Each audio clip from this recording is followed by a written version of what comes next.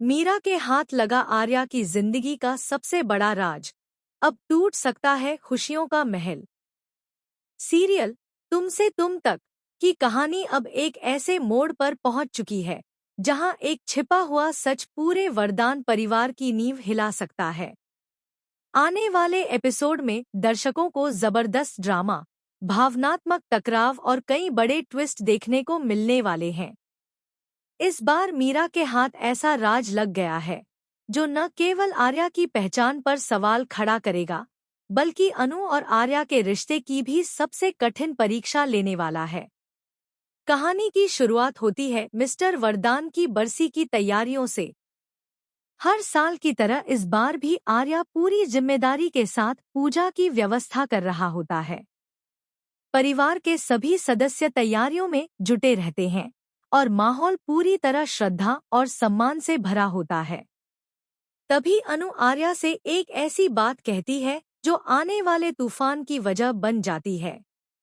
अनु बड़े प्यार से कहती है कि वह सोच रही थी कि इतने वर्षों से यश के पापा की बरसी की पूजा हमेशा आर्या के हाथों से होती आई है, लेकिन इस बार चूंकि यश इतने सालों बाद घर वापस लौटा है, इसलिए क्या इस साल पूजा उसके हाथों से नहीं होनी चाहिए?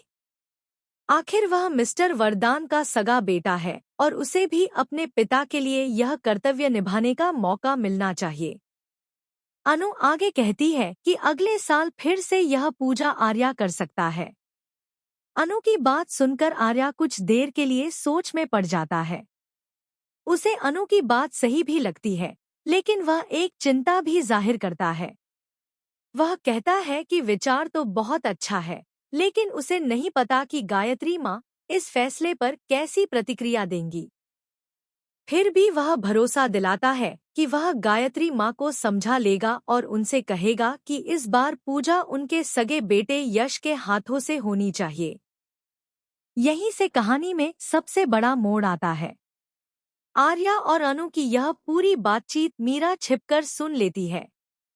जैसे ही उसके कानों में सगा बेटा शब्द पड़ता है, वह पूरी तरह हैरान रह जाती है। उसके चेहरे के भाव बदल जाते हैं और वह समझ जाती है कि आर्या गायत्री माँ का असली बेटा नहीं है। यह सच जानकर मीरा के पैरों तले जमीन खिसक जाती है। वह खुद से कहती है कि आखिर यह कैसे संभव है। पूरी दुनिया तो यही मानती है कि आर्या गायत्री माँ का बेटा है और वरदान परिवार का सबसे बड़ा वारिस है।